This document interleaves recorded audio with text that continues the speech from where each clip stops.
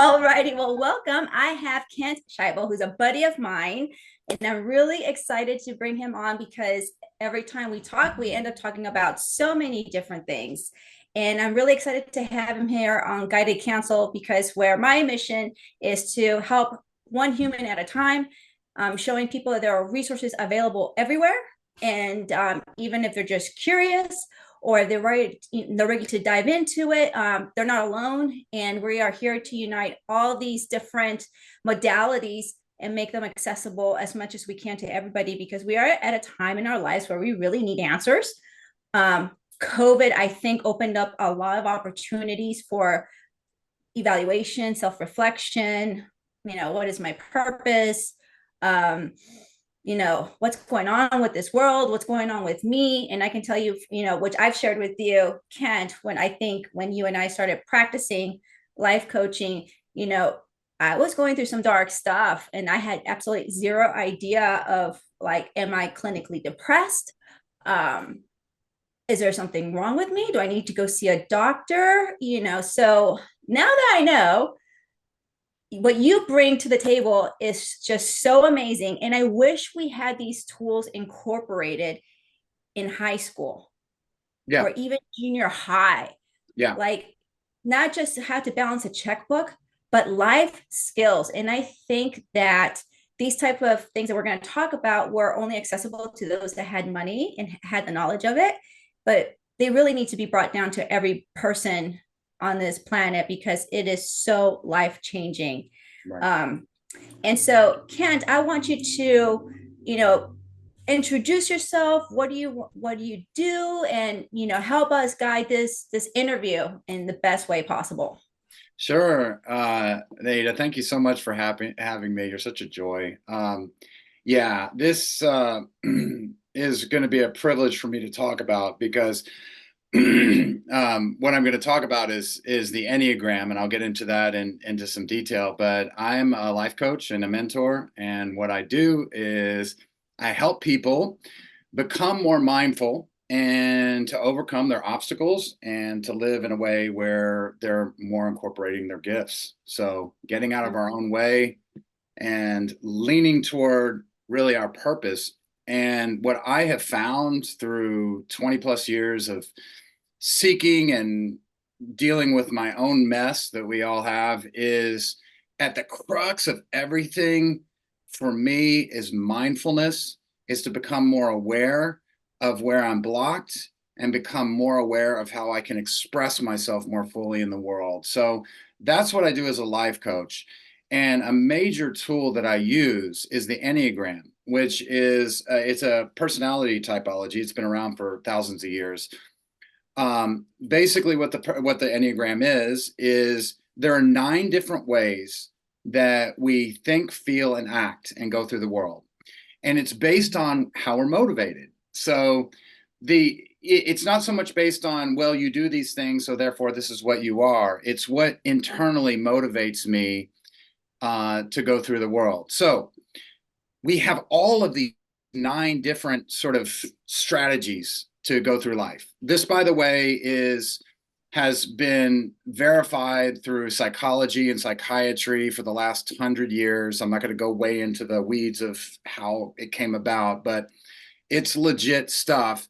But what's really cool about this is it's not about taking anyone's word for it. It's about looking within yourself, and it's really self-authenticating by like, oh, does this apply to me? Is this how I go through the world? Oh, okay. So now I can bring more awareness into it. So back to what I was saying, there are 9 different strategies, or you could say ways in which we bring ourselves energetically to the world. And I can go over that in a second in some detail. But with these 9 different ways, we have found, based on probably some childhood trauma, and based on our conditioning and also genetically how we're made, we found one way that especially works really well. So it doesn't mean that we don't use all of these strategies, but there's one that we sort of fixate on. So the cool thing about the Enneagram is it's not putting you into a box and saying, this is how you are. It's really helping you get out of the box. So you're not totally fixated. It's like, great, if there is a strategy, and I'll go through examples soon, but if there's a strategy that works for you, use it to the degree in which it works. But if it gets us in trouble by overusing it, well, that's how we can bring more presence, awareness to what we're doing. And the reason I bring it always back to becoming more present and in the moment is because once we have more presence, we have a choice. So it's either my mind is using me by I'm just acting based on past conditioning, and I'm just going through and I'm wondering why I'm making all these choices that I have been making the last 3 decades. And I'm wondering why I'm in the same relationship or in this same job or, whatever it is. And we all know what that's like. Or am I bringing presence where I'm like, oh, okay, this is what my mind is doing, but I don't have to act on that. And I can choose it. I can make a different choice. So what I'd love to talk about, Nada, is the Enneagram, which it's a 9 different personalities, how we go through the world. And how we can use this to lean into our strengths and to start to look at where we get stuck. And my goal would be is as I go through this, I don't expect the listeners right away, if this is new to them, to think, oh, okay, this is exactly my personality type. I get it. But at least to have 2 or 3 that you can start to look into. And one, I have to tell you, one way that you can start to know is based on if you get uncomfortable.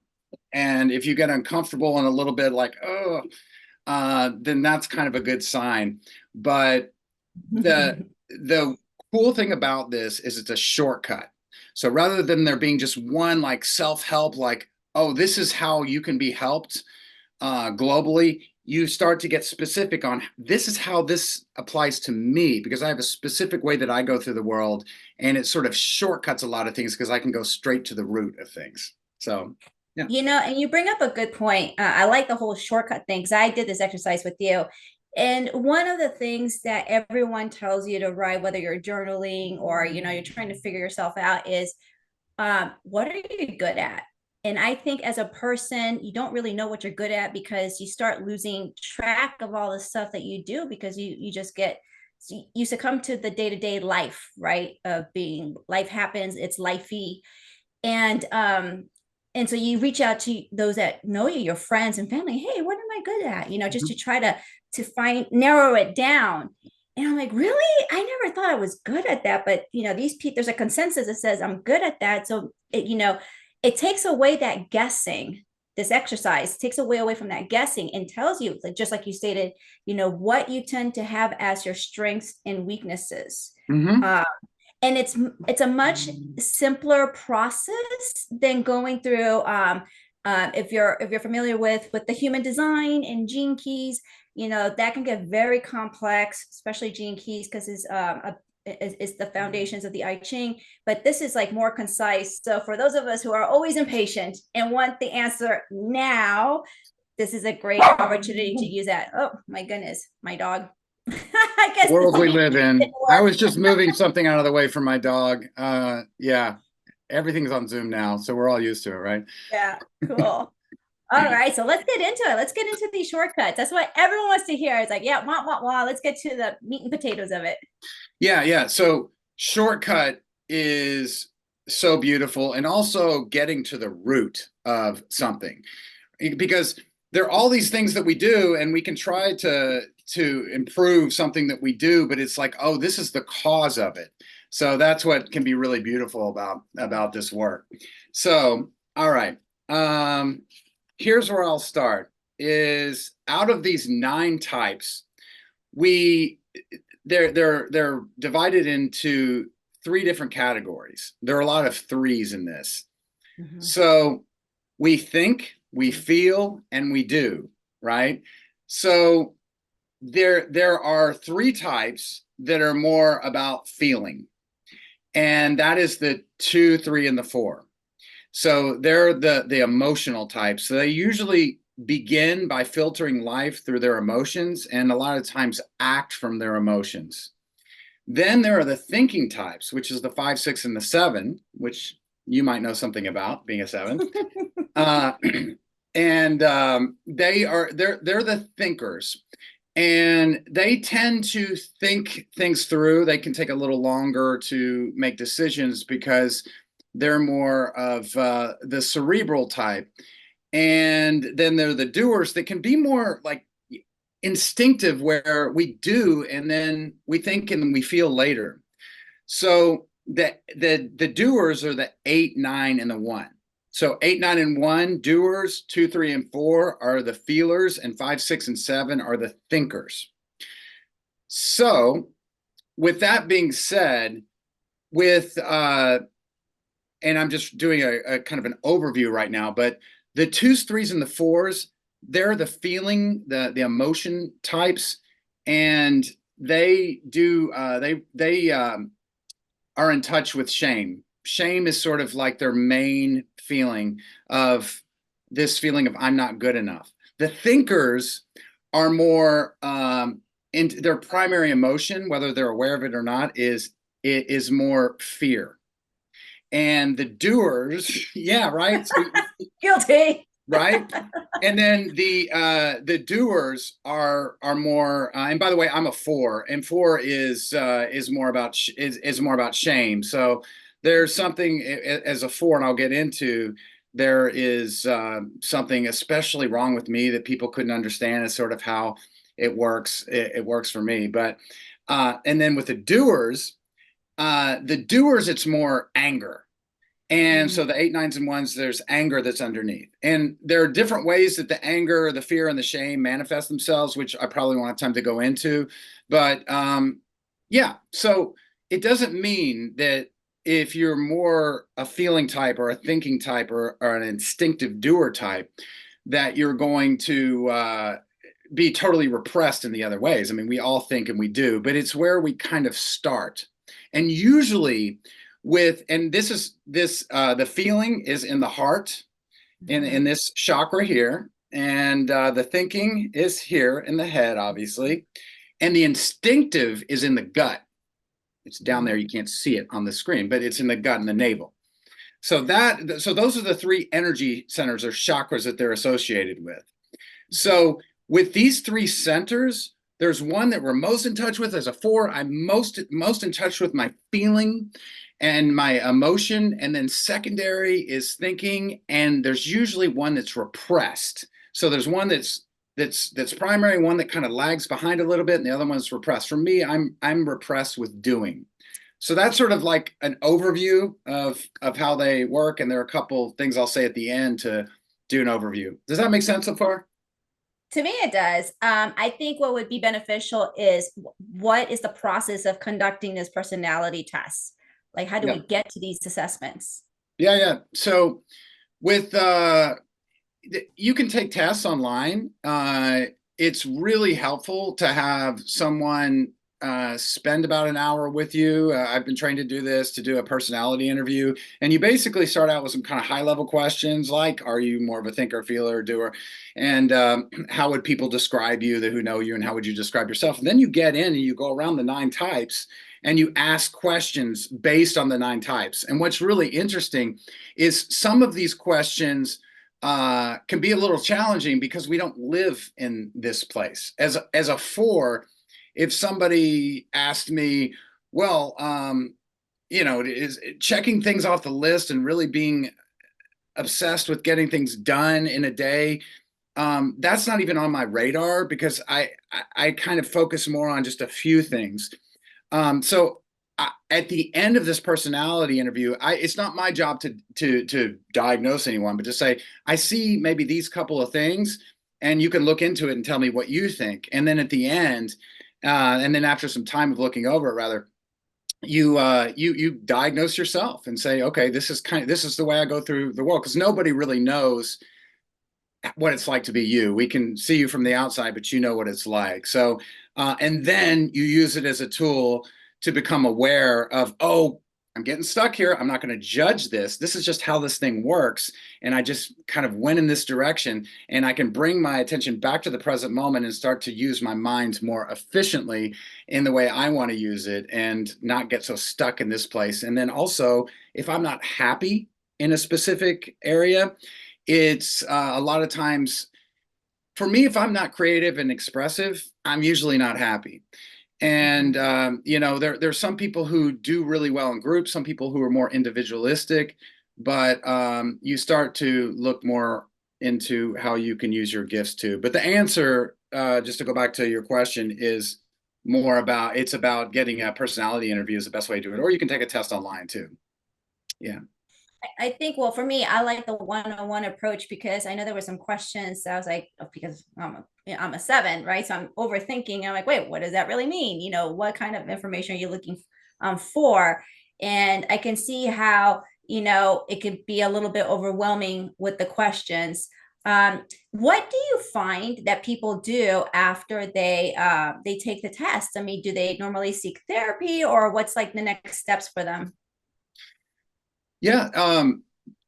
Any sort of way of being working with someone who can objectively see you outside yourself, because we're just like this with our mind. These are our thoughts, and we're just like, and the process of Mhm. awakening, of course, is to like, oh, this is my mind and this is me, this is the awareness that I am, and I see this. But to have someone to objectively help you do this, which is whether a spiritual director, a coach, or a therapist who knows this, is really the way that it really seems to be. Some people do the work on their own, but it appears to be much more efficient to get someone to support you and to point out, okay, so this is going on with you because this is your pattern and this is what you can do to get out of it. I just had a beautiful conversation with somebody a minute ago, and just I've helped him shine light on things that he couldn't see because I'm not him. I mean, because he's himself and he can't see himself as clearly. Mhm. So And that's so true. This is why, it's so important to have these things. And again, this is a tool that would have benefited everyone. Just going into a marriage or a relationship, a serious one, to understand how the partner works and limitations, and kind of look at things like, is this something I'm willing to do a give and take for? Like, do I have a tolerance for this? If this is a knack, or are you guys willing to grow together, knowing these strengths and weaknesses, right? So it's like, so let's go ahead and get a little bit of details, like what's yeah, in it. Like, we're yeah, talking and we're hyping it up, we're like, let's yeah. go, but we're not really saying what it is. So let's Yeah, talk yeah, yeah. about it. And just to respond to what you just said, it's usually we end up with people who are opposite of us because we sort of need support. And there are ways to, when we're together, that I find is someone picks up the slack where we aren't as strong and vice versa, but a lot of the work is starting to pick up your own slack in some of these ways too, so you can grow and bring Mhm. yourself more fully in that relationship. So like if I'm really in touch with my feelings and you're more of a thinker, well, the thinker can be more practical a lot of times, but and the feeler can be more romantic and creative, and I'm just using an example for two personalities, specific personalities, um, but that other person, the invitation is to show up and really so that person can feel them more if they're not in touch with feelings. And the other person, if they're not as practical and paying attention to things like the mundane, then to start doing without feeling as much. So that's just an example. But yeah, let's get into the specifics. So I think I'll start. So I'm just going to go for a bit, if that's okay, Go and for it. interrupt me at any Yeah, time. you're it. Okay, I thought that was a high five at first, but yes. So what I think I'll start with is the three the three feeling types: the twos, threes, and the fours. And the two is called the helper, and they're the givers. They're very in touch with feelings. It's very important for them to be connected, and they really feel their value in the world by giving and being of service to someone else. Um, think somebody like Mother Teresa, someone who really, and frankly, Jesus would be an example of a two. If very, very much about giving, being of service, from the heart connection. Um, their strengths are to really be tuned into what someone else needs, and because connection is so important to them. And you may be able to see that this is a place where we can get stuck too. And that's the whole thing about the Enneagram. It's like we see, okay, this is a gift. Like it's this up and out sort of energy. Like, what does this person need? And I can be so of service, and I'm so in touch with that person, what that person needs. And what a gift that is, because as a two, I have a tendency to not be totally narcissistic and into myself, and I'm into what you need. Now, that's obviously codependency can be a big trap, right? That we can fall into with that. So there is, with our egos, with our minds, our survival minds, there's something that there's always a selfish need that we have. And even with the two, the need is to be needed. So I'm doing for you so that I feel like I'm indispensable. And since I'm indispensable, therefore I have earned the right to have you in my life, to have this connection with you. So that's really how the two works. It can be the two, and so depends on how much presence we have in our life, and how, you could say, awake and aware we are, by how much our personality structure can take us over. So with the two, if we're totally, you could say, asleep at the wheel, if we're not aware, and a lot of us, including myself for sure, start out in life that way before we do work, we're we're doing so that we can get, and then we feel resentful because we're not appreciated, and we can give guilt trips, and it's all about, I've kind of forgotten who I am and what my needs are. So you can use the classic Al-Anon if anybody's familiar with 12-step work. It's someone who's in a relationship with an alcoholic who's in their cups. So that would be an example. So that is the two, is the helper, the giver, needing to be needed. You see the gift, it's a heart type, it's about connection, and we can get stuck as twos because we're giving. The less present we are, the more we're doing it, rather than when we're present, we're doing it for the love of giving. And we all know what that's like. We open the door for someone who can't open the door themselves. And it just feels great because we did it just because we love to do it. Mhm. Whereas I'm trying to impress someone I'm dating, and I'm doing these things and love bombing them or whatever. That is sort of a two expression of doing so I can get. And then I'm like, well, they didn't appreciate it. Well, I need to matter more in my life. And so I'm going to lay a guilt trip on you, and you're not doing enough for me because I'm giving you so much. And it turns into this sort of mess, right? Emotionally. So that's the two. And again, shame is a big part of the two. And it's like, I'm not enough, so I'm going to give to you. Does that make sense with the two? Yes, and I guess, and you had already explained that the shame comes from more than likely childhood trauma. Yes. Yeah. Okay, can you go a little bit and give an example of like what that shame might look like as a child? It could be when I'm a kid, I maybe I grew up in an alcoholic household where everything is a mess and nobody's paying attention to me. But all of a sudden I do something for my father, who I don't feel like I got his approval, but I did something for him, and then I was rewarded for that and noticed. So then this trauma of being completely ignored and not mattering is like, oh, okay. So if I give, then I get. If I give, then I matter. If I give, then I have a right to be here. So that would be a simple answer. Does that make sense? Mhm. Yeah, yeah, yeah. Yeah. That's the programming that you get Yeah. as you're growing up. Yeah. Okay. So the three is the achiever. The three is, if America had a personality, it would be the three.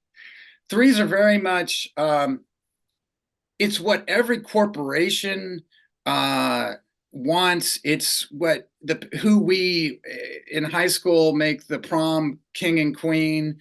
it is the class president, and then so much of the time the people who really make things happen.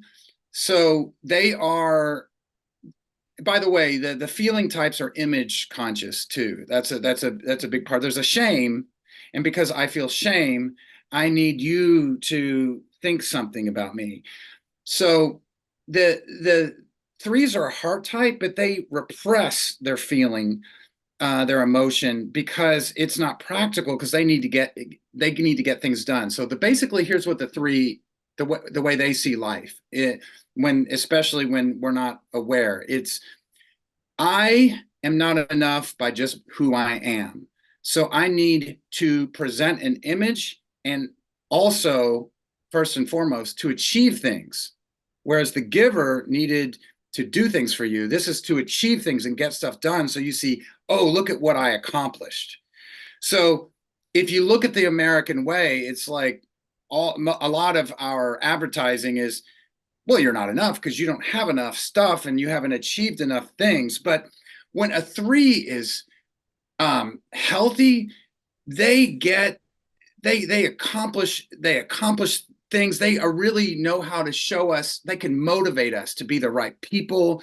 They are modeling how they are very much of a checking things off the list personality. They get things done. They're very practical.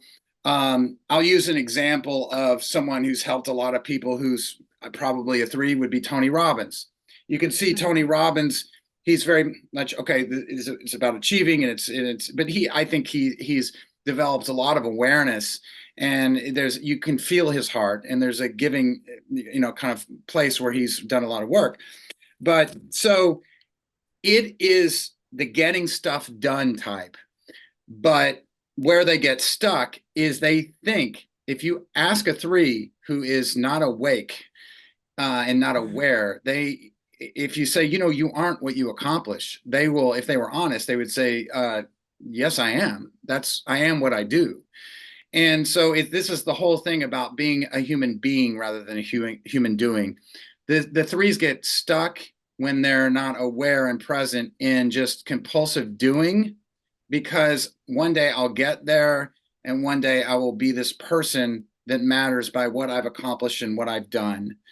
So that's sort of where, and depending on some nuances of the type that we won't get into in this episode, I'm sure, but is that we can, as when we're in that three energy, we can sort of push people out of the way because we need to get what we need, what we want.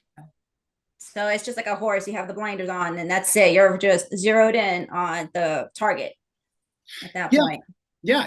It's the American dream. Make it happen. And look, that's beautiful. But we can get stuck in just doing so we can get and achieve and have, and then show what we have. It's about, whereas the two is about, okay, what are your needs? You got to, your growth is to get in touch with, you're just looking at other people's needs and how you can help. You're getting it. You need to get into, okay, these are my needs and what I want, and these are my boundaries. With the three, it's more about, who am I? Not just what am I trying to present, but who the hell am I here? And get back in touch with your heart, which you've repressed, but you have it right there because you are a heart type. So that's the three. Is like, who am I genuinely? And you don't have to present an image. Just allow yourself to be a little vulnerable and say, oh, okay. And then allow yourself to screw up and know that that's part of life. So that's kind of a very general rundown of the three. So then the four, this happens to be my type. The fours are, they're called the individualists, sometimes the romantic, and they're the twos are pretty in touch with their feelings, their emotions. Threes repress it to some extent, but the fours are very, very in touch and sort of overdo emotions. They are the creative. They're called the individualists because they look within to find something that is unique. They're very much idealists, and they are here to really find who they are. there's sort of this looking inward. There can be an overdoing of emotions, and in that there can be a lot of, not that I know anything about this, but this is my type. There can be an overdoing of emotions where there can be melancholy, there can be melodrama. And Mhm. here's the way the four goes through life is the four sees that there has to be something beautiful and special in this life, but I haven't quite found it yet. There's this longing from the heart to find it. And with the four, there is this, when there's this longing, there's this turning inward. There's a feeling of, well, I'll find this, I can find this in my emotions or in some romantic relationship. But when you look within your emotions, what can happen is melodrama and then going into the story, because what a four does not like is the mundane. It does Mm. not like the everyday life. Sevens have a little bit of this too. So this may be a little bit but the things that fours do not want to do is the mundane everyday life. They feel that they're a little bit exempt. They're the artist who wants to express himself, does not mind suffering, and can express in unique, creative ways because they're in touch with their individuality, something that other people can't express. They're very open and able to be vulnerable and say, "This is who I am." Where they really show up and give a lot is by not looking at the norm of how you should be, but really expressing what is real and authentic and to themselves. Where they get stuck is, and this is where the shame shows up for the four, is I feel because authenticity is important and I'm longing for something special, I either feel like a unique piece of crap or above people. So Wow. I'm less than or better than, but in some way I'm special. It's this there's a self criticism or I'm unique and these rules don't apply to me.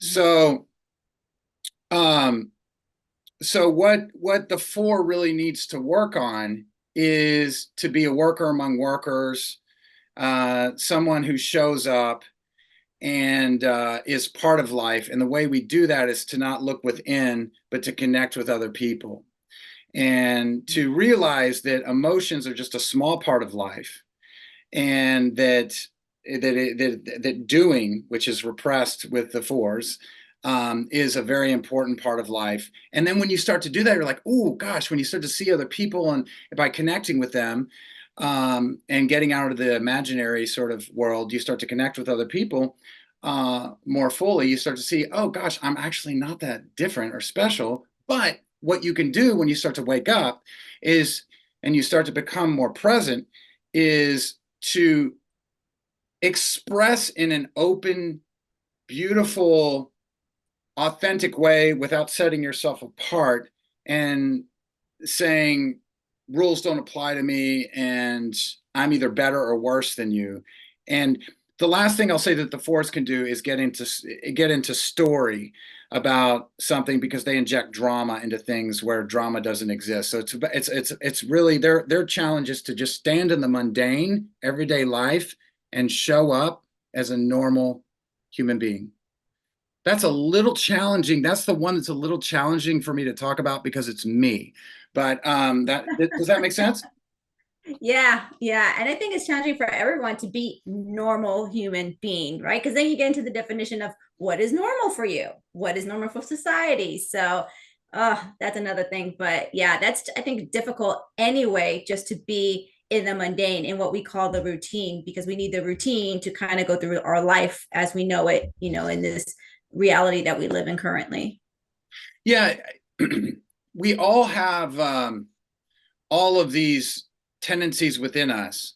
There are types, personality types that really do want to be part of a group and really do want a seven. not so much. And that's, I think, why you might be part of why you might be saying that. But I will also push back a little bit and say there are personalities that are more about, these are the rules, I want to follow them, or I need to be part of a group because therefore I'm safe. And there's some that we'll get to your type, but with the seven, Get to your type. You people. no, thank God I got past mine. But no, with the sevens and fours have a lot in common. We have a lot in common in that we'll get to your type, but with your type, it's about, with the sevens, it's about, I don't want to be put in a box and limited because I want freedom. I want to have options. I want to be able to do me. And something that is not, that is constricting from that is like, you have to be stuck. You have to be put in a cubicle, or you have to be doing exactly what we say to do. So that normalcy or mundane can be constricting to someone's freedom, whereas for a four, it gets in the way of individuality and how they want to express themselves. So it's about the motivation. So now we're on to the five, and the five is, they are called the investigators. They are the knowledgeable types. They're the ones that love knowledge. Knowledge is how they become. Knowledge is how they feel safe. When I ask someone, when I'm doing the personality test, and I say, would you rather observe or participate? Now, as a seven, you would say, participate. I don't want to observe anything, right? Interestingly enough, but when a seven gets in the place where they're more repressed, they start to observe a little bit more. But with the fives, they really love to observe life. They love to go into their minds. They're the thinking. Now we're on to the thinking triad. So they're very identified with thinking and knowledge and learning. The thing that they need to protect themselves from more than anything is someone getting in the way of the energy that they need to use to be able to go in their inner world, and especially their mental world. So they're very usually protective of their energy, and they need their alone time. So much of the time they are introverts, and the fives, they have sort of a little bit different styles, but they're the type who, they like to specialize in one thing that really, where they're an expert. And when they're an expert, they much of the time like to be seen that way as the expert. So sort of like the four, they set themselves up, the way the four sets themselves apart with their feeling and feeling different and going within. They set themselves apart by, okay, I am I have this, I'm an expert in whatever it is. And that if you meet them at a party, a lot of the times, especially in that moment, if we're not as aware, they will go off on a topic, and your eyes may start glazing over, but they'll keep talking about this topic, like, oh my God, this video game. Oh, it's amazing. Or let me tell you about the history of ancient Rome. Okay. Yeah, so I know you didn't ask me about this, but let me talk about this. And and I have a five wing, so I kind of can know what this is like. But we call that passion, to put it in there. It's a passion in the mind. Yeah. And that's interesting you say that, because the passion a lot of times is associated with emotion, but there is like a passion in the mind to absorb more and more information, and to specialize in something. And that is how they feel safe, because they have this feeling of, I'm not enough unless I have this knowledge. So four, I'll use an example of a four, would be somebody, just to go back, would be a great example would be Johnny Depp. He's creative, he does his own thing, he does it. And to use that example, with a five, think about somebody like, oh gosh, there's so many, but somebody like Albert Einstein, David Lynch, John Lennon. It's very cerebral, very much about, they go within. And when you talk to them, a lot of times you have to know that they are limited with their energy. And if you work with them, you don't want to just walk into their office and talk their ear off. They need their time to recharge their batteries. So Mm-hmm. they actually are a fear type because they are in the thinking triad, and they where they can get stuck is they get caught in, they can go into their inner world to the point where they isolate and get into sort of morose. Howard Hughes, that would be a good Mm-hmm. example of someone who becomes very, remember, he locked himself and didn't eat and urinated in bottles, and and just kind of let his fingernails grow and all that kind of stuff. So like, it's somebody who goes so inward that they just isolate themselves. And then we all know what it's like if we're not connecting, because we're social creatures. That's part of how we've evolved, is we need to connect with other people, that we start to, in a way, there are a lot of mental illnesses that can happen when that happens. So fives are easy to spot. Fives are easy to spot because they're thinkers. Does that make sense?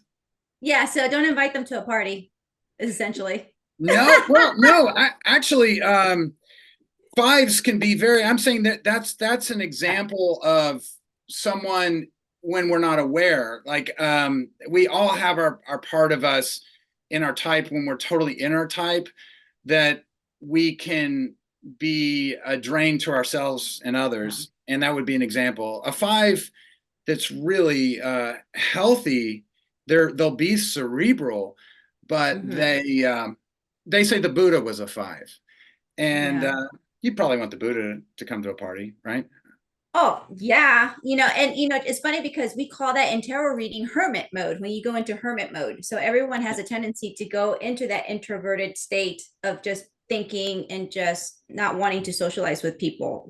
So that's, not as intense as the number five, but there is a point in our lives where we do go into the hermit mode to get into that cerebral aspect of ourselves. And that's what meditation's about, right? I mean, that's Mm-hmm. meditation. I'll get into the nine, but there's a lot of nine in meditation too. But it's going inward and self-discovery. And I love, Nada, that you're bringing uh, the back, that we all have all of these energies in us. You're kind of going back and reminding us of that, because we all have this, and it's good for us to visit all of these. It's, so anyway, so then there's the six, and the six is the loyalist, and the six is a very, it's, they say it's the most common type. The six is another fear type. They're very in touch with their fear. They will tell you that they're afraid. So the six, they're the loyalists. Now here's how the six rolls. Here's the kind of the thing they feel when, maybe because of some past trauma or just the way they are, is that there's sort of a lacking a stability within themselves. There are types that are like, especially with the eight, they know exactly who they are and what they want, and they don't need to really check in with other people for decisions. The six is very opposite of that. There's a lack of feeling sure, and what they're looking for is what they can trust. Now, the fear comes from, I don't know, I can't quite trust myself. But don't worry, I'm going to say some good things about the six, but this is a good place to start, because sixes can be the most, they're called the loyalists, the most loyal, the people that are your friends, ride or die forever. But they scan because they don't feel quite secure in who they are and the decisions that they can make, that they look for who can I trust. And that can be a religion, that can be an ideology, because they're thinkers. It can be they could join the military, or whatever it is. But the thing, there's a contradiction with them, because they're scanning, and then it's like, oh, I can't trust these people, I don't trust this, and because I don't trust this, get out of my way, because I'm not, there can be a hostility there, because but it's like, this is who I can trust and this is who I can't. So there's black and white thinking that happens there.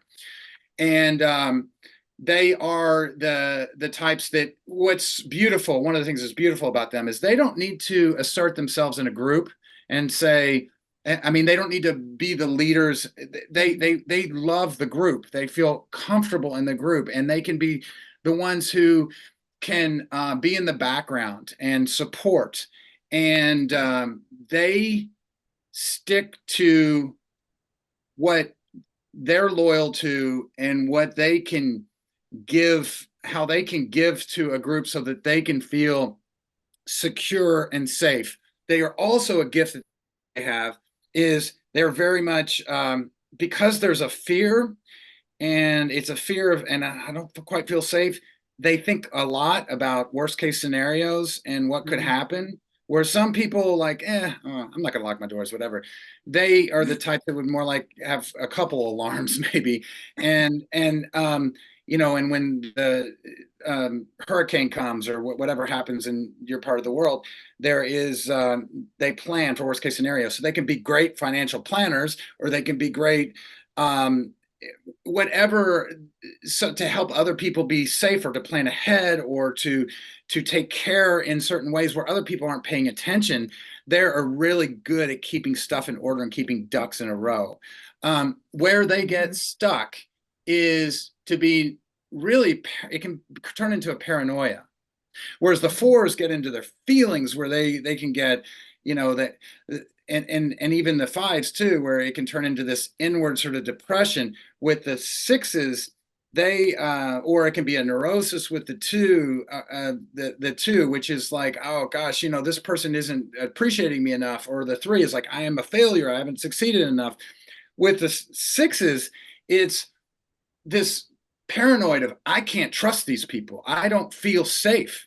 And there can be a counterphobic thing that happens where it's like, you know what, I'll they're not doing it from a place of strength. A lot of times they're doing it from fear when they confront. But there's can be a paranoia that comes, and you will notice some of the sixes will bring up the word loyalty. It's they say that word because it's very important to them. So it's a security oriented type that is looking for ways to be secure, and when they do that, they can be very loyal, but they can also get stuck in not trusting and getting in their minds and being feeling insecure in themselves, and can take that on others. That's kind of where what they can fall into. Yeah, and that's pretty scary if you think about it, because if you're always preparing for the apocalypse, worst case scenario, um, in your brain, you're creating all these non-existent scenarios and thought processes that will never happen more than likely. So you already are giving yourself anxiety from something that is never going to happen. So I can see where that can go into a huge like a cycle within a number six if they're that type of mentality Yeah, it's or worry. personality. It's the part of us that worries. Mm-hmm. And they can also be very funny and self-deprecating. Our former president, G.W. Bush, might have been a six. Whatever your politics are, he's pretty funny. But he also was like, all right, this is what happened with my dad. I'm going to go over and take care of these people because I'm not getting into politics. It's just kind of, that was sort of a six thing. It, it, there's a whole thing I could talk about with different countries and different people and being sixes, but yeah. So then we can talk about seven now if you want. Yeah, this is it. This is the best one. Just kidding. So I am smiling a lot. I'm reacting to your smiling because there's such a delight in the sevens, in that they have they're called the enthusiasts, and they have an enthusiasm for life. It's the Peter Pan in all of us that's just like, I want to have fun, I don't want to grow up. But they also they're a thinking type too, and like the five, sixes, and sevens. So they're also thinkers, which I'm sure you can relate to, and they're great at brainstorming, and they're great at thinking about. Whereas the six can go into worst case scenario, the seven can think about, there are all these possibilities, there are all these things I can do, and there's this life is a smorgasbord. And the thing that they do not want, that they can't handle, is somebody getting in the way of their freedom. Freedom is their thing, and having options and being able to life is short.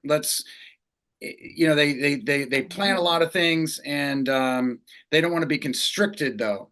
So they have very quick minds.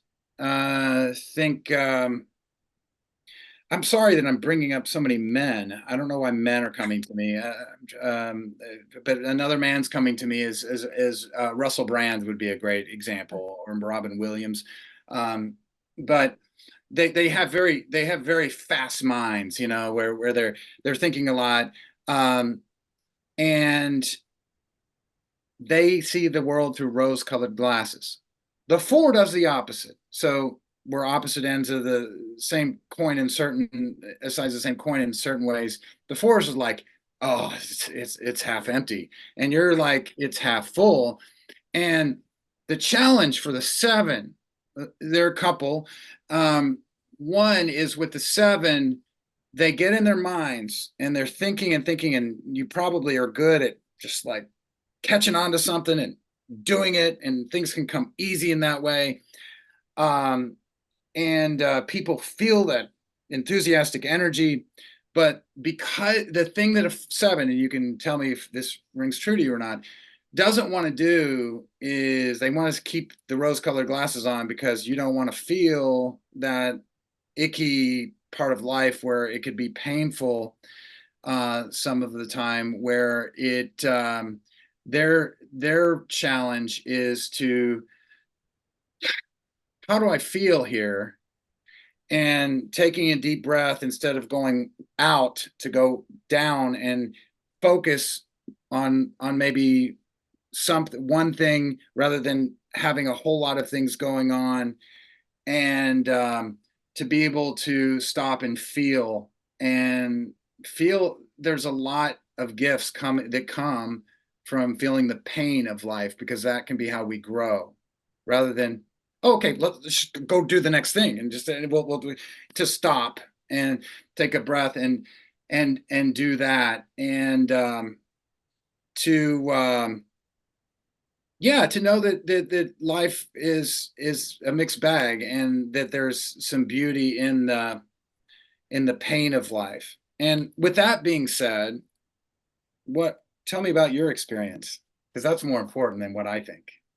No, I think you hit it right on. Part of my development is actually realizing that all those things that I am like quickly distracted with and can do, like I always say it was ADHD, the reality is what I have interpreted for myself is escapism. Yes. Um, I rather just see everything just, rainbows and unicorns. And the other thing too, which I found, kind of in my reflection process, I've realized that people really did not like that about me. I've had previous bosses that have told me I'm way too optimistic, and other people that have been in my life, I'm way optimistic, because they're looking at this issue, which is like a fire. And I'm like, I'm sorry, I don't see anybody dying. So to me, it's not a big deal. There's obviously going to be a solution. We just have to think through it. Right. So, but my mind is quick. I get involved with a lot of things. I finish everything, but I overwhelm myself with a lot of things to do because it's a form of escapism. And I've had to really learn to sit through the meditation and say, okay, I'm feeling this. Why am I feeling this? What caused it? Is it really me? And then have to go through the evaluation. And that just like Beautiful. put my life into a completely different, I mean, I'm here now. I would have never done this. Like I've always been like the back end supporter. Like, you want something done, I can handle it for you. I know people, I can do it myself. I got this, just do your thing and I got your back, no problem.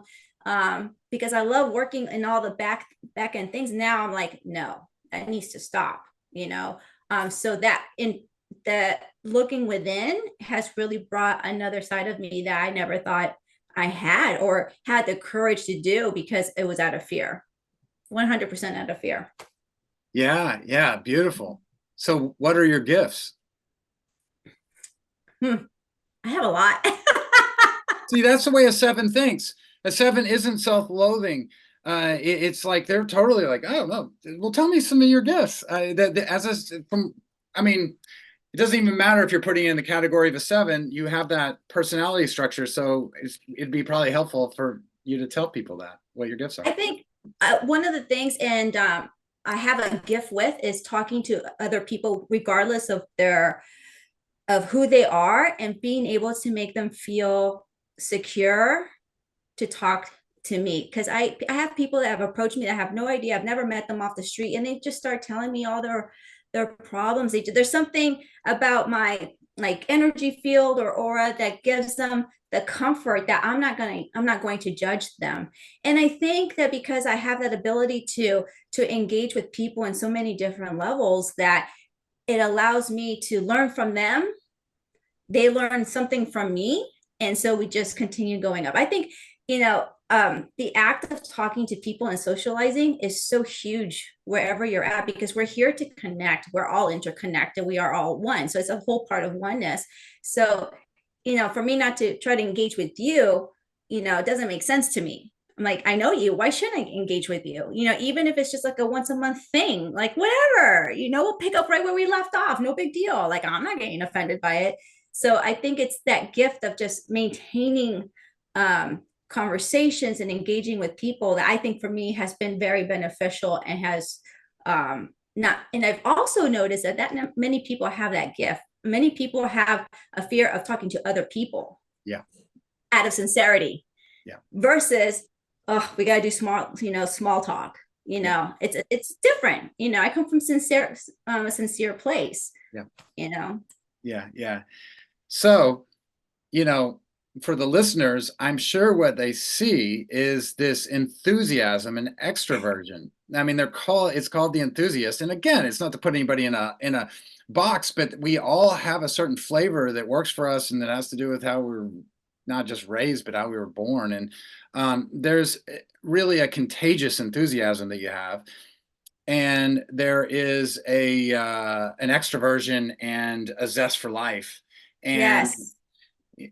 because with the thinking, it's like, let me learn more and get involved, and there's a curiosity and on all that kind of stuff, where there is, and you are a thinking type, but there are, with the other thinking types and the 5 and the 6, they're just different ways that thinking would show up, as yours does with enthusiasm. And it almost feels to someone on the outside that there is a lot of emotion behind it, but it's not as much, right? It's No, not it's emotion. See, not. it looks like emotion when you're a 7, but where I have a 4 structure, and I stopped myself from saying I am a 4, because no, I'm a 4. I have a 4 structure, because that's not who I am. But there actually is like just emotion that just kind of is there, and it's not as quite as thinking. So that's different. But yours comes from a mind kind of excitement. It's all adrenaline, I think. And I think that's really what attracts people towards having the conversations, because there's just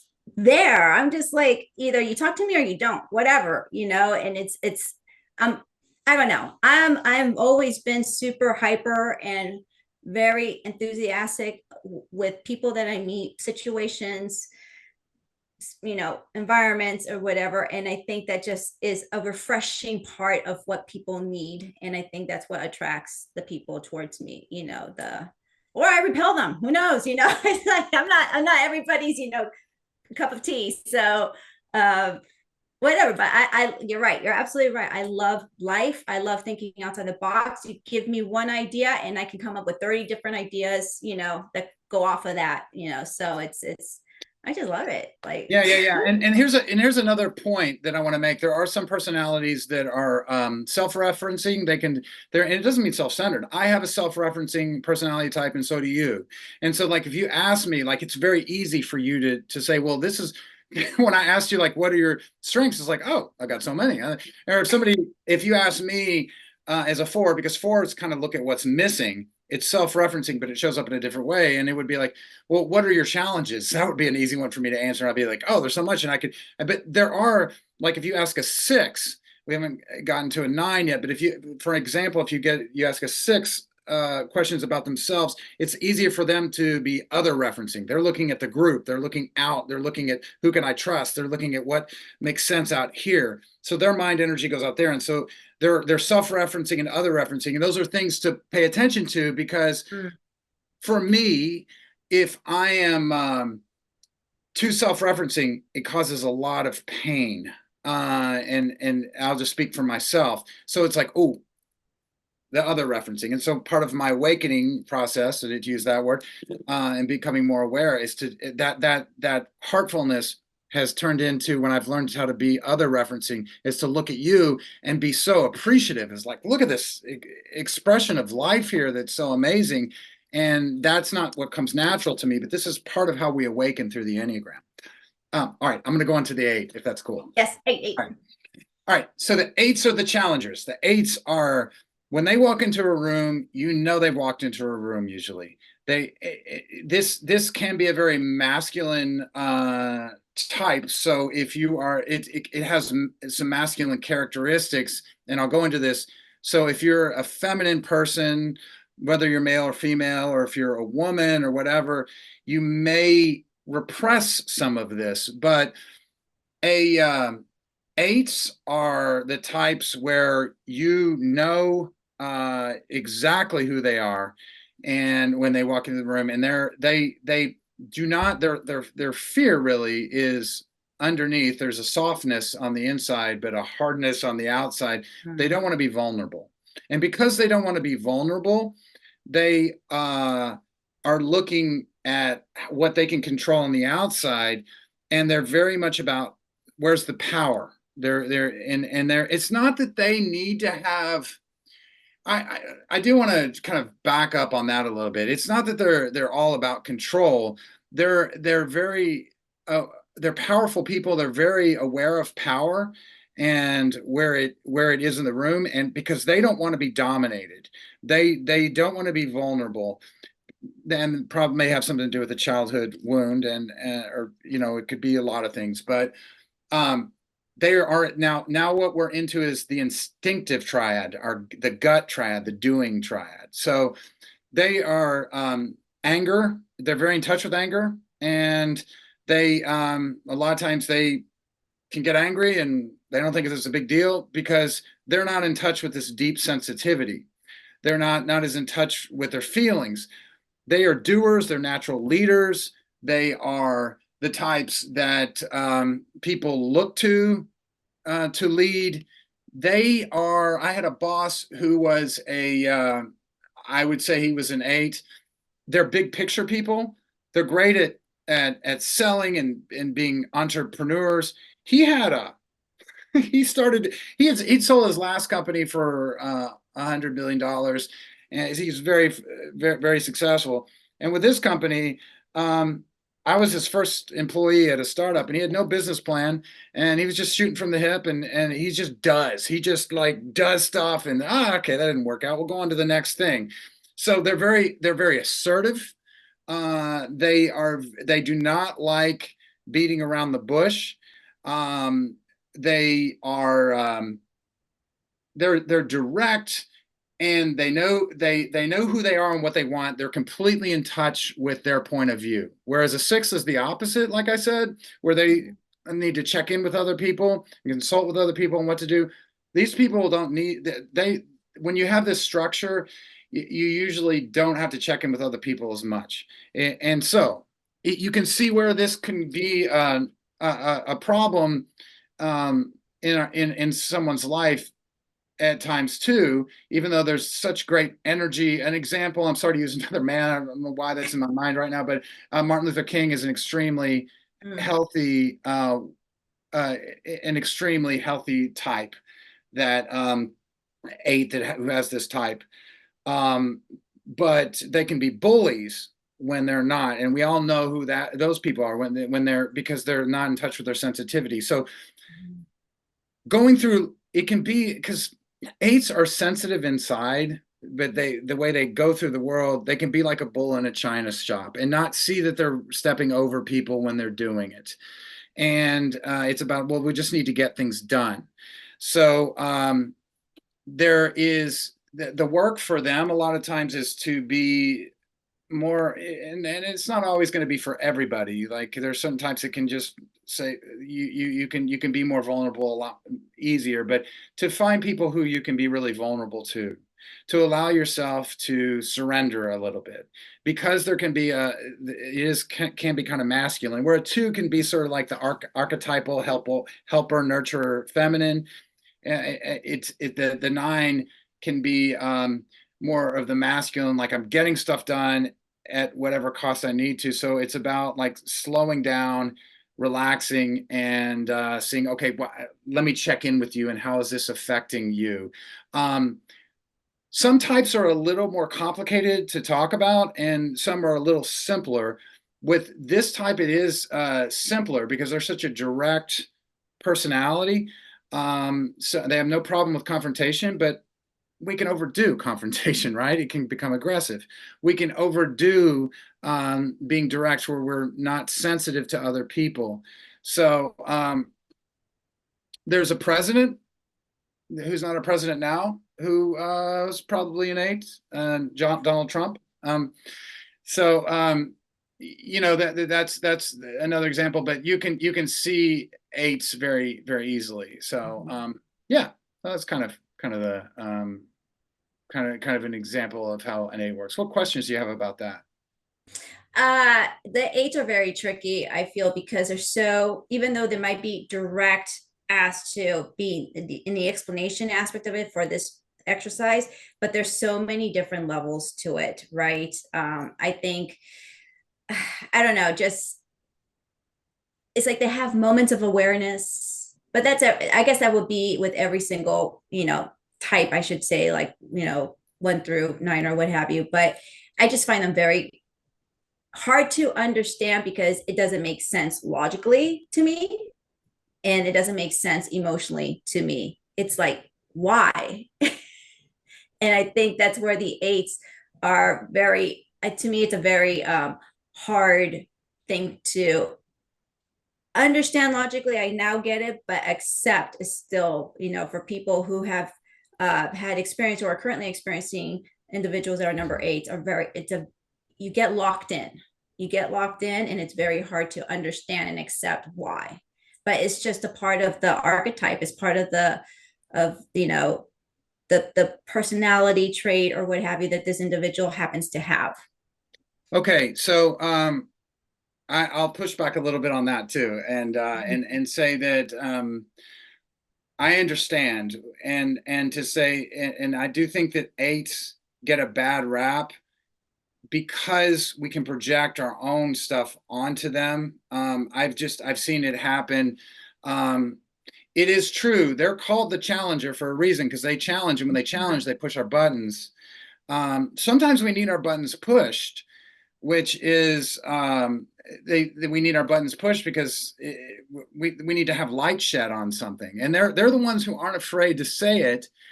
Now, they learning to sugarcoat a little bit or to not say things sometimes can be part of the work for them, but it is there are some types that are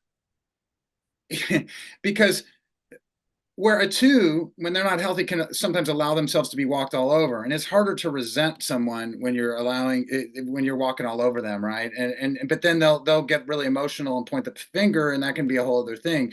But with an eight, they can be. I mean, think about Martin Luther King. He went through life. He's like, look, we're not going to put up with this. By the way, they're very much about looking out for the little guy. They'll look at someone and say, I was having dinner with an eight last night, and she said, if somebody could do better, they see people as strong and weak. And if somebody could do better, then I don't understand why you're not doing better. But if somebody can't do better and they're the underdog, they're marginalized, or whatever it is, handicapped and need to be taken care of, they look out for the little guy when they're healthy. When they're healthy, and that's the key. And so they can show up in different ways, but there is a power, and sometimes that power can hurt us, but we get hurt by all types. It is, I have no axe to grind by taking up for the eights, but I just we all have our challenges.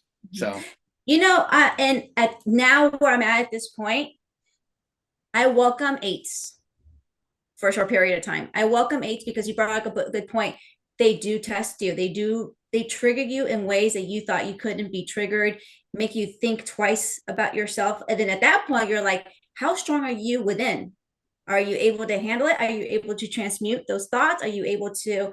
So now I'm at a point where I challenge those challengers because I know that's going to help me grow to become even a better person and being able to deal with different, deal better with different types of personality. So I'm in agreement with you. I think these challengers are here for a reason. yep. Just like, just like insects or whatever, there everyone has a purpose here on this life. I'm not calling AIDS an insect. That just came out of my mind. But I welcome that now because I know that if it's in my life at this point, it's because I'm here to learn something from them versus being reactive and trying to protect myself, defensive or what have you. Now it's a completely different ballgame. I'm like, okay, all right. So what are you mirroring me that I need to work on now? Is how I look at it now. So I think those eight are very important to our growth too, as a culture, as a society, as a nation, because those are the ones that take us to the next level. Those the leader, they're very easily leaders. They're leaders. And Adolf Hitler, I would assume it was a number eight because of his influential power. He was able to, people were vulnerable and they followed his lead because he was an influence. He was a leader. He exuded confidence in that nature. So he may have been a 6, but I could be wrong. That's other. He's not around for us to test. So we'll. Yeah. Because that's a whole other conversation about him. But so yes, with and that's a great thing that you bring up, Nada, is that and by the way, he maybe isn't a 6, I don't know, but there is when we're challenged and it's like when we need to assert ourselves. I think it's so important, and this is what I always have to remind myself: being reactive versus being responsive. And the difference, because this is my work, is how do I bring presence? If I'm bringing presence, then I have a choice, and I'm going to be more likely to be like, oh, I'm not reacting and like my mind's using me and I'm just like, and there's this fight or flight thing that comes in. Instead, it's, oh, okay, this person, and maybe there's a certain kind of person that triggers me. And I also don't like to be bullied. And it may be a type thing where you and I don't like to be constricted in any way based on how we're wired. So when someone does that, I'm like, ooh, okay, I'm being triggered. I'm aware of it. And now, like, because I have more awareness, then I can say, and maybe I can do it firmly by saying, this is not okay for you to do this, but there's a difference between this is not okay, I'm gonna, and then that person is triggered, and then it's just a whole mess. So that's part of this work with the Enneagram, is like we bring presence into it, and it's like, oh, I have this type, and this is what it does. It doesn't like to be limited or constricted. I'm a 7. Okay, I see that I like freedom, and this person is being authoritative, and I don't like authority in this moment the way it's coming at me. I'm saying in a certain situation, and so it's like, okay, I'm aware of that. I see it. I'm mindful, and now I can say something. Or maybe now, right at this point, I should keep my mouth shut because this is my boss, and I can't say anything right now. Right. So cool. The 9s are very different in a lot of ways from the 8s. They are the types. They're the top of the Enneagram. If you see the Enneagram symbol, and they've been called the crown of the Enneagram because they, like the 6s, don't have a strong sense of self sometimes, but they're called the peacemakers.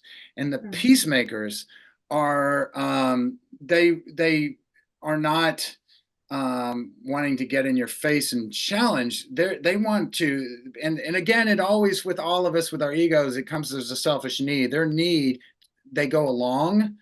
They are the mediators.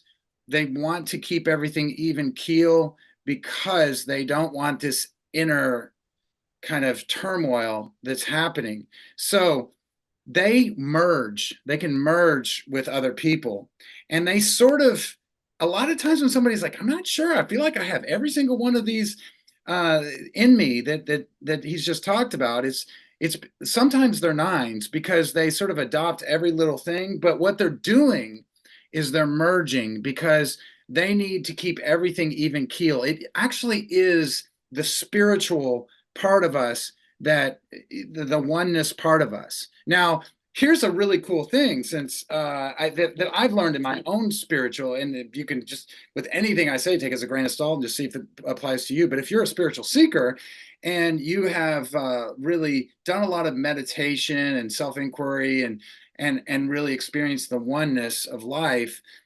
it also, what I found is I have to be in touch with this thing in here, this human person who makes decisions and needs to protect myself and needs to have an opinion.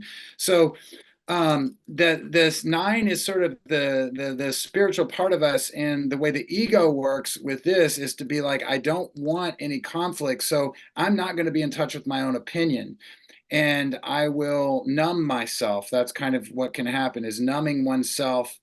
um they're the type is like, where do you want to go to dinner? Oh, wherever you guys want to go. And they really don't know a lot of times. They don't have an opinion because they've sort of given that up. But they also can, they can be very hard workers, very creative, and really great at just, you're in their presence. And so much of the time you feel this, you just feel it. Um, and so Oh my gosh. I'm going to use one more man, for Christ's sake. I'm sorry. I'm just going to do it because I'm on a roll. And then next time we talk, I'll just use all women. Who's a good example of this? That's kind of funny, I think, to bring up is Snoop Dogg. Snoop Dogg is he's very, because I'm using political figures, but with Snoop Dogg, he's very about peace. Like, he does gangster rap, but he's still like, he has this peace, and he smokes a lot of pot, and he likes to feel peaceful. And he even when he's doing, he talks a lot about love and everything's okay. And when people try to have conflict with him and have beef with him in the hip hop world, he doesn't go back at them. So actually, I think he's a good example. But their work is to be like, this is who I am, this is what I want, and get in touch with your own opinion, and notice when you're numbing yourself, and get more in touch with what's going to be uncomfortable here that I need to face, because peace is important, and keeping everything kind of okay is a huge asset and part of your gift. But it's like, where do I need to assert myself, and where do I need to decide, and where do I need to say enough of this and enough of that? And because there are a lot of times very creative people, it's like, well, what is it that I want to do? And getting more in your body, because the nines want to merge and to bring attention back in here, whereas Mhm. the eight is very much in here. And it's like, well, okay, so how do I kind of look, oh, what's going on, how am I affecting this person by the way I'm talking? The nine's work is to be like, all right, this is where I want to go to dinner. you know so Mhm. that's the nine. So again, so the eights, nines, and ones are in the they're in the instinctive doing triad, and so they're more instinctive, whereas the eight is very in touch with anger. um, the nines repress it because they want peace, but anger is underneath, and what can happen is they start to they just push things down, push things down, push things down, and they will just go off. And it's scary. So they have to just get in touch. Part of their work also is to get in touch with their anger too, because anger is beautiful when it's needed, which is I mean, it's the part of us that has boundaries and says enough of this, and this, it catapults us forward, and so to get in touch with that. So that's the nine. Okay. Did we touch on one? Because I think you did two, three, four. Yeah, so I left one for last because I was going around the triad. So they're the last of the instinctive triad. So this is where I'm ending, is on the one. And so the ones are they okay, so yeah, so the nines is the peacemaker, and the ones are the perfectionist, and they're very idealistic. And just like the sixes, they see things as black and white, and they see things as right and wrong. Hmm. They are the part of us that's idealistic, that wants to make a difference. Sevens are idealistic too, um, right? Yeah. Um, but the ones, by the way, the four. All right, I'm not going to get in the weeds. That's a whole. I was just going to say the Passion, sevens more and ones are passion. related, but that's a whole other conversation. All right, so the one, so the one is idealistic. They're the part of us, and I'm on a roll with men. I'm sorry. I think women are much more amazing than men in almost every way. But since I'm on a roll with that, I will say Nelson Mandela would be a perfect, very Mhm. healthy example of, you know, that there's right and wrong, and they're part of the instinctive triad. So anger is very much there, but rather than repressing it completely or being completely in touch with it, like the eights and the nines, they sort of push it down, and they experience anger as frustration. So they see things as right and wrong. And if they go into a workplace, a lot of times they're like, all right, this could be done so much better. And I really have an idea of how this could be. And this is not right. It's not as much of a gray area. So obviously part of their work is to see that actually things aren't black and white. But they really want to make a difference, and they get frustrated. And when they see somebody not doing their share, they can get frustrated. When they're healthy, they're the types that want to just really make a difference in whatever small way or large way that they can. And they are perfectionists, like the name says. So they're very much about, okay, we need to make this right. We need to make this okay. And they're very good at systems. The sixes can be good at very good at systems, because they're safety and security oriented. They're really, with the ones, it's about doing things right and idealism. So they're very much good about being, whereas the eight is not, as they're big picture people. The ones are more about the these are the systems. This could make it right. This could make it better.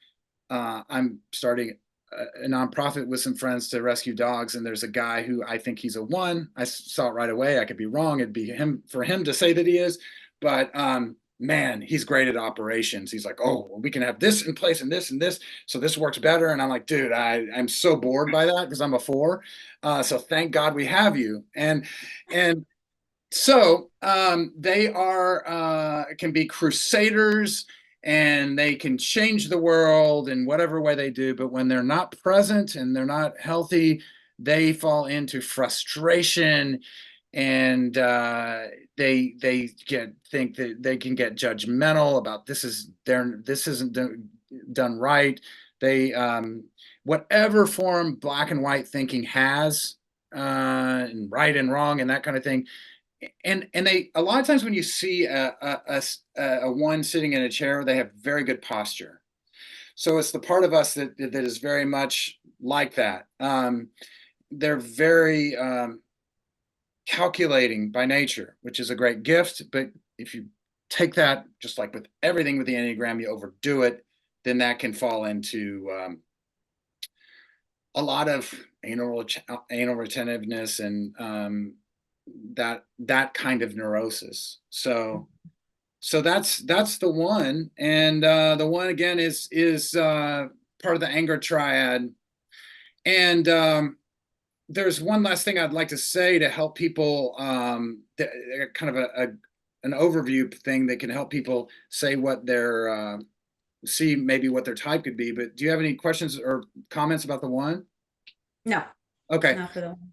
cool. So there are toward, I'm going to keep it simple and just say there are personalities that are more toward, that just like go out to get their needs met. There, and there are three of those. And then there are three of those that are more that go away or within to get their needs met.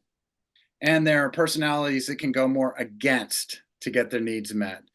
Um, None of these are judgmental in any way. It's just the ways that our brains have kind of. So this can also help you. So one thing to help is like, am I more of a thinker, a feeler, or a doer? And we've talked about that. We went through those in the triads, but also the 1, 2, and 6 are toward people. So they're the ones you can see in different ways that they go toward and outward to get things done. I won't go into the details about that, but you can look at, are you a toward person? That's a 1, 2, and 6, and then away people are 4, 5s, and 9s, and they withdraw a little bit to get their needs met. And then there's the against type, or you can say assertive type. That's a more fair way to say it. And they're the 3, 7s, and 8s.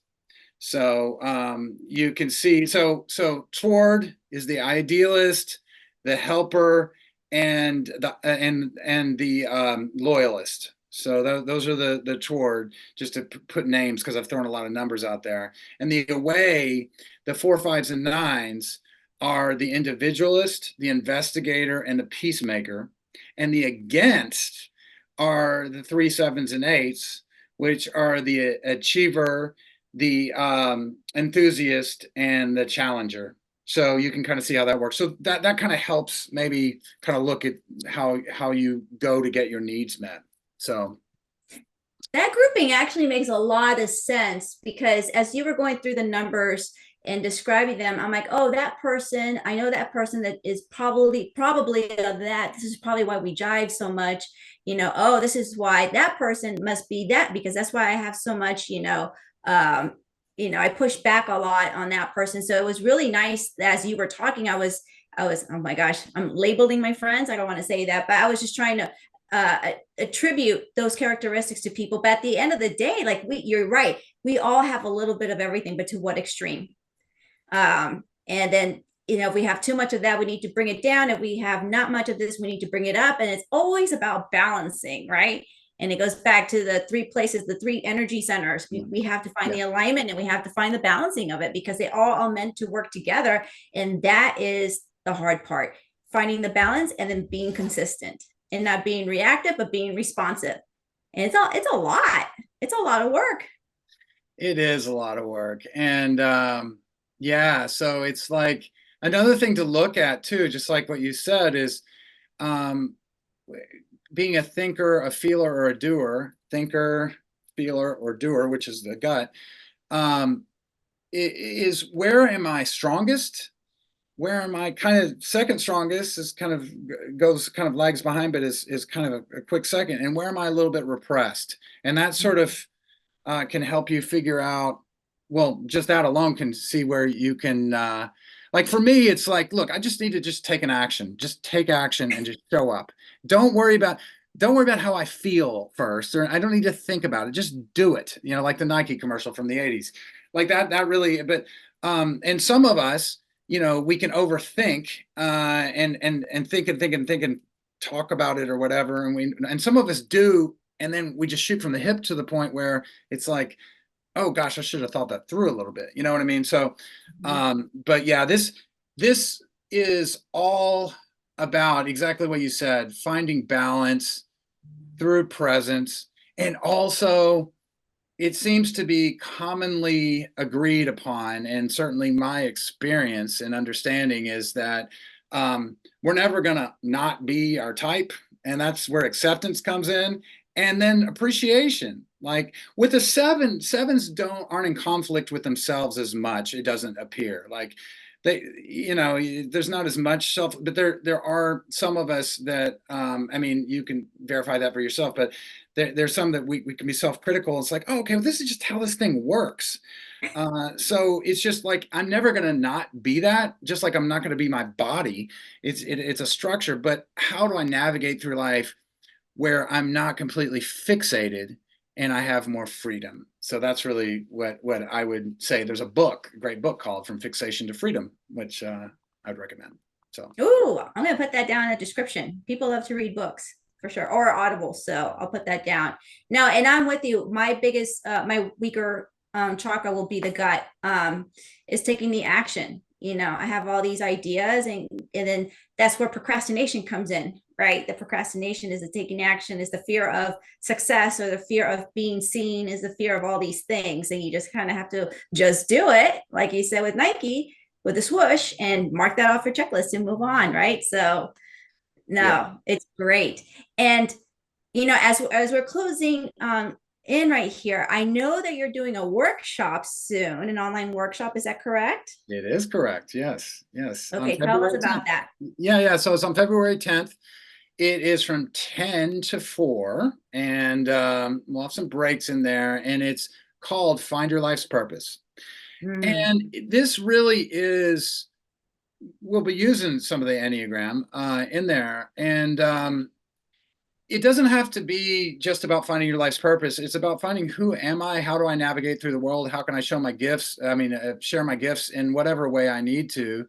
And how might I get in the way of that? So it really goes along with the theme of what we've talked about, but it's through LA City College, and Find Your Life's Purpose on February 10th. So it's always a lot of fun, and people seem to get a lot out of it. So. Okay, and that will be included in the description as well. And as far as also information on how to get a hold of you to, maybe get a consultation and your life coaching, if they're called, to call you. um, is there anything else you would like to share with us? Well, anyone who gets in touch with through this workshop, through this podcast, I would be more than happy to do a free personality. Gosh, I guess my brain's turning off. I'm stuttering now. A free personality interview, which is very, very helpful. Online tests can be helpful, but sometimes they get pretty general. But if you spend an hour with someone, which is how long it would take, I'd be more than happy to do that for them. So. Oh, good. I know. Thank you. I really appreciate that. And it's, what's great about having the person to person, which is what I was saying I prefer, is because you get validation. You get validation. I'm like, oh, okay, it is a me thing. And I was blaming someone else, or, oh, this is how I was made. Okay, I can better love myself, accept myself. It doesn't make me wrong or right. It's just, I need to better understand who I really am to navigate myself through this game of life. So that's why I really enjoy the one-on-one interaction, because you can bring those points out for people versus online, and you don't get the extra conversation about what does that mean, how can I expand on that type of situation. So that is really nice of you, and really grateful that you're wanting to share that gift with other people, because they may not be aware of this type of personality test, and who doesn't love a personality test, so we all like to do those things. So thank you so much, and we'll put I'll let you figure out the time frame, as to when that's still valid. Let me know, and then I'll put that in the description as well, and we can go from there. Okay. Well, it's been a pleasure. I really, really appreciate it. It has been fun, and I love talking to you because we go in so many directions. Like, we'll start off with something and we end up like somewhere else, and then we come back and we go up, down, everywhere. And I love it because that's how my brain works anyway. So I feel you. I do the same thing. Yeah. So it's good. thank you. And yeah, may we all help each other wake up, right? Yes, absolutely. We're here, one human at a time. That's all Yeah. it takes. All right. Thank you so much, Kent, and we'll be in touch. All right. Cheers. Take care. Bye.